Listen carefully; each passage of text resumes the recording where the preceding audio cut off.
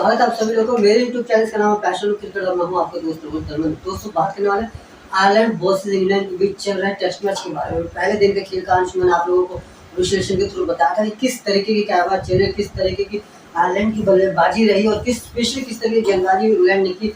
Store board towers और Leach ने जिस तरीके से जुगलबंदी लगाई, लीच ने 3 बॉल में 5 विकेट, वो कहीं ना कहीं एक्सेप्शनली गेंदबाजी आयरलैंड के बल्लेबाजी के हिसाब से तो कह सकता हूँ एक्सेप्शनल नहीं था, लेकिन फिर भी स्टुअर्ट बॉर्ड जैसे गेंदबाज के लिए, लीच के लिए they are contributing a little bit nice way मैं कह सकता हूँ, क्योंकि बॉर्ड का समय काफ़ी समय से अपना बेहतरीन नहीं चल रहा था। लेकिन एक और गेंदबाज जिसके बारे में हम चर्चा करेंगे और वो इंग्लैंड का मैच, जिसने पहले मैच में भी काफ़ी अच्छी गेंदबाजी की थी पहले फर्स्ट इनिंग में, लेकिन वो विकेट का कॉलम उसका खाली रहा। जी हाँ, और सेकंड इनिंग में तो उसने मतलब एक तरह से कह सकता हूँ आतंक बचा दिया और जिस तरह की गेंदबाजी रही उसकी भी चर्चा करेंगे। और आयरलैंड के 2 ऐसे बल्लेबाज जो स्पेशली टेलेंडर में आते हैं, लेकिन जिस तरीके से उन्होंने बल्लेबाजी की, जिस तरीके से एक मैं कहूँगा एक हिटर का रोल उन्होंने अदा किया, I think they are super. और दोनों ही पहले इनिंग में भी कुछ विश्वसनीय दिखाई दे रहे थे। तो शुरुआत करते हैं जिस तरीके से पहले दिन का खेल खत्म हुआ, 100 तकरीबन 72 रन स्कोर पर आयरलैंड सिमट गया। उसके बाद से इंग्लैंड की टीम 2 विकेट पर थी और 2 विकेट पे 150 के आसपास का स्कोर था उनका।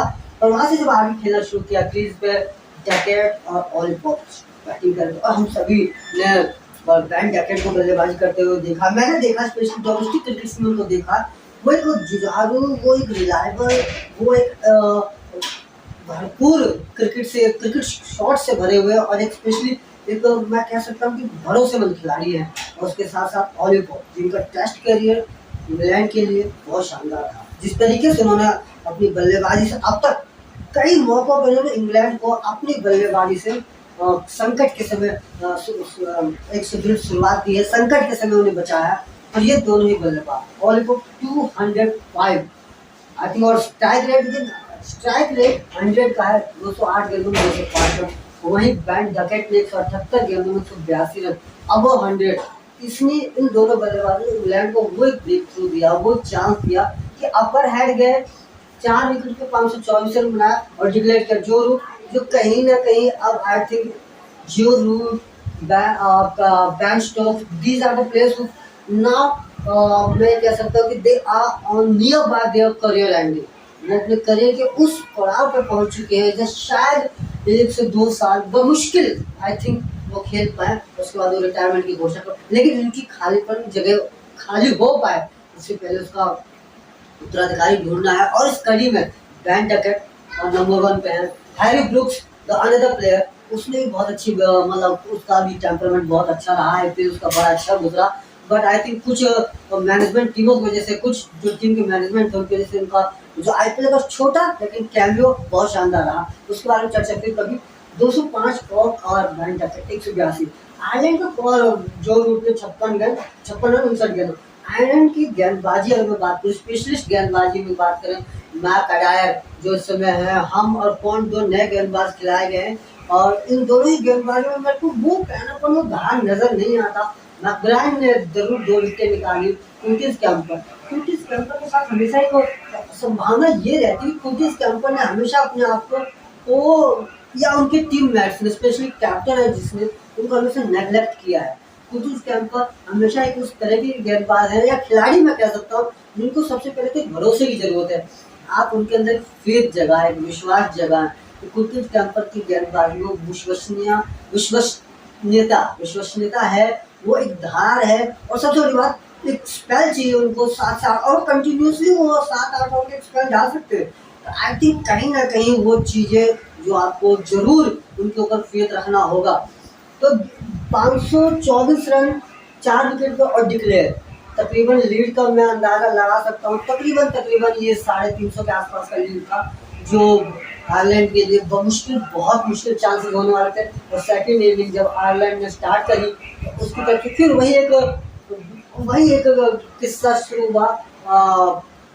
मूर 11 रन पे, मक्कलम 12 रन पे और रिटायर हर्ट हुए। लेकिन जिस गेंदबाज की बात करने वाला था, इंग्लैंड की जिस गेंदबाज की, जिसने पहले वो इनिंग में 14 ओवर की गेंदबाजी करी, 3 मेडल लिए, लेकिन विकेट नहीं मिला। और कहीं ना कहीं I think debutante is a debutante, लेकिन सेकंड इनिंग आई थिंक अभी स्टोरी लिखी जा रही बाकी थी। जी हाँ, मैं बात कर रहा हूँ जोश टंग की। Second inning 5 4, they took 5 4 and you can't believe this, जिसमें ब्रॉड को 1 विकेट मिली है, पॉट्स को 1 विकेट मिली है, लीच को 1, रूट को 1, and he took 5 4। That shows the commitment, that shows the faith, that shows the ability. वो उस गेंदबाज ने जो करी, जोश टंग ने 21 ओवर 2 मैडन 86 5 विकेट, और एक तरह से पूरी तरीके से आयरलैंड की बल्लेबाजी को इसने जब स्टार्ट किया, और नूर से विकेट लेने के बाद उसके बाद बार्बलिंग की विकेट निकाली, देन हैरी टकर 51। अच्छा, पहले आयरलैंड की बल्लेबाजी की बात करें, ट्रैक्टर टकर दो ऐसे खिलाड़ी, लिटिल बिट कंफ्यूजन हमेशा मुझे तो रहती है भाई, एक ट्रैकर है, एक ट्रैक्टर है, I am little bit confuse who is better than one. Tractor ने 51 बनाया, टकर 44, और इस बार आयरलैंड कुछ करने मूड में थी। आई थिंक पहले इनिंग में जो नाकामी थी ना, उसने कहीं ना कहीं इस मैच में आयरलैंड को बैकफुट पर ढकेल दिया। आप अगर समझने की कोशिश करें, 172 रन और 362 रन डिफरेंसेस, अगर इनका जो टॉप ऑर्डर है आयरलैंड का, चाहे वो मूर है, चाहे वो जेम्स मैककलम है, चाहे बाल्बरीन है, अगर इन 3 खिलाड़ियों ने कंट्रीब्यूशन में से एक खिलाड़ी का अबव 50 होता फर्स्ट इनिंग में भी, दैट मीन्स कि वो स्कोर पार्ट में बन सकता था। और मिडिल ऑर्डर में देखिए, यहाँ पर ट्रैक्टर ने 51 किए, टकर ने 44, और उसके बाद जिन 2 खिलाड़ियों की बात करने वाला हूँ जी, मैकब्रायन एंड मैकडायर, दोनों ने 86 और 88 का स्कोर किया। और वो जो 362 रन जो आयरलैंड ने बनाए सेकंड इनिंग में, दैट बिकॉज ऑफ की tractor Tucker and McBrien and Adair. अब तकरीबन इन खिलाड़ियों ने पूरी तरीके से मैच का सिनारियो बदल दिया था। एक वक्त ऐसा लग रहा था शायद आयरलैंड उस हिसाब से अगर ये स्कोर 362 की जगह अबव 500 बन सकता, that was a crucial point और क्रूशियल स्टेज होता इंग्लैंड की बल्लेबाजी के लिए। Fourth inning I think somewhere Ireland की गेंदबाजी में थोड़ा सा वो, क्योंकि ना जहाँ जिस स्टेडियम में ये मैच चल रहा है, वहाँ का ये जो एटमॉस्फेयर रहा है, वहाँ की जो ये पूरी तरीके से सिनारियो रहा है, that was little bit unfairness कह सकता हूँ मैं। तो वहाँ पर थोड़ा सा स्काउडी वेदर की वजह से वो जो तेज गेंदबाजी है ना, और थोड़ा सा मूवमेंट ज़्यादा करती है फोर्थ इनिंग में, और ये इंग्लैंड के लिए थोड़ा नुकसानदायक हो सकता था। लेकिन जोश टंग ने एक एंड पर जब गेंदबाजी को संभाला, थोड़े खर्चीले जरूर रहे, लेकिन उसके बाद उन्होंने बहुत शानदार गेंदबाजी करी और पूरी तरीके से विकेट निकाली। लास्ट में ब्रॉड को 1 विकेट मिली, एंड देन पॉट्स को भी 1 विकेट मिले, और 1 विकेट जो रूट को मिली, जिन्होंने एक अच्छी साझेदारी तोड़ने में कामयाबी, कुछ इस कैंपर के विकेट निकाली जो खतरनाक होते दिखाई दे रहे थे। तो इस पूरे मैच में अगर कुछ खास इम्पैक्ट रहा आयरलैंड, हमेशा से आयरलैंड का परफॉर्मेंस, हमेशा आयरलैंड का कैसे, आई थिंक समय के साथ साथ आयरलैंड को एक अच्छी कोच की अच्छे मैनेजमेंट की जरूरत है। आयरलैंड के खिलाड़ी में वो ना गुणवत्ता है, वो फैक्ट्स है, वो गुण है, वो एबिलिटी है जिसके बलबूते को अपने आप को बेहतर कर सकती है। लेकिन थोड़ी सी ना सुधार की जरूरत है, और वो सुधार शायद एक अच्छा कोच, अच्छी टीम मैनेजमेंट कर सकती है। आयरलैंड भविष्य का बहुत बड़ा प्लेइंग नेशन कंट्री बनने वाला है, उसमें बहुत ज़्यादा अपॉर्चुनिटीज़ हैं उन खिलाड़ी को। जो इसका डोमेस्टिक सीजन, मैं ट्विटर पर आयरलैंड के सीजन्स को रियली अपडेट करता हूँ और देखता रहता हूँ कि उनका जो डोमेस्टिक सीजन है ना, वो बहुत फिनोमिनल है। अभी हालिया पिछले 2 महीने पहले 14 to 15 ईयर्स गाया था, जिसने एक अनबिलीवेबल रिकॉर्ड बनाया, अब 200 के आसपास का स्कोर था, और वो पूरी तरीके से आयरलैंड क्रिकेट बोर्ड में छाया रहा। तो आयरलैंड का डोमेस्टिक सीजन अनबिलीवेबल, बस एक बढ़िया टीम मैनेजमेंट, और जो क्रिकेट बोर्ड है आयरलैंड का, आई थिंक वो निष्पक्ष रहे, बढ़िया तरीके से काम करे।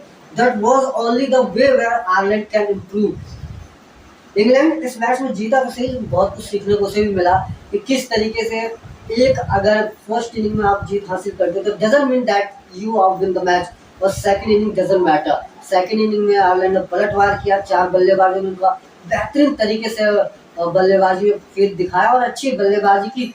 Just little bit top order थोड़ा सा 100 और नियर बाय 100 या कुछ कैंपर और टॉप ऑर्डर को मिला के थोड़ी बहुत पील स्टर्लिंग थोड़ा स्कोर पिछले मैच की तरह, फर्स्ट इनिंग की तरह वो 30+ का स्कोर करते हैं, I think it would be a very crucial.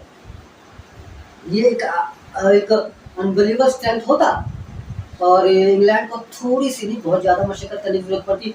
लेकिन इंग्लैंड की तरफ से स्टुअर्ट ब्रॉड अपने समकालीन जिस तरीके का उनका सुनहरा दौर शुरू हुआ था उसी तरीके से आई थिंक एंड की तरफ जा रहे हैं। जेम्स आई थिंक जोश टंग डेब्यूटेंट, शानदार गेंदबाजी, इंग्लैंड के पास इस समय गेंदबाजों को कमी नजर नहीं है। फोर्स एक बेहतरीन है और जिमी एडमसन को आराम दिया गया, दैट्स अ बेटर, क्योंकि आने वाला एशेज शुरू है इसी महीने से, तो इट वुड बी बेटर कि इन खिलाड़ियों ने थोड़े बहुत अपने हाथ को खोला और उसमें स्ट्रेचिंग हो गई। मोर देन स्ट्रेचिंग से मैं कहूँगा कि एक प्रैक्टिस सीजन रहा बल्लेबाजी में, स्पेशली डकेट और ऑलिव पॉप पर चलना, वो शो करता है कहीं ना कहीं खिलाड़ी में दम कम, जो उसने 51 का स्कोर किया, but I think a big player perform a big value, you can say that, और big platform। गेंदबाजी बेहतरीन रही इंग्लैंड की तरफ से, स्कोर बोर्ड का लेमैन, लीच की अच्छी गेंदबाजी, पॉट्स, जेम्स, और उसके बाद से पॉट, बॉर्ड और George Tongue and then Anderson, चार की टिप्पणी हो सकती है एशेज के लिए, तो that is very phenomenal series जो मैं आगे देखने को मिलेगा। होप्स हो कि अच्छी सीरीज रहे, लेकिन आयरलैंड को सीखने के लिए भी बहुत कुछ मिला। आई थिंक एक बढ़िया मैच प्रैक्टिस आयरलैंड के लिए भी रहा, उसके बल्लेबाजों ने कम दिखा, थोड़ी सी सोच विचार की जरूरत है, थोड़ी गेंदबाजी बेहतर और मजबूत करने की जरूरत है। तो दोस्तों मेरे द्वारा किया गया विश्लेषण आपको कैसा लगा जो कमेंट करके बताइएगा। कमेंट करने के लिए कमेंट सेक्शन में सोशल साइट पर जा सकते हैं, जिसके लिंक आपको वीडियो पर चलते दिखाई देंगे। खुश रहिए, सुरक्षित रहिए, अपने और अपने परिवार को ध्यान रखिए। Thank you so much.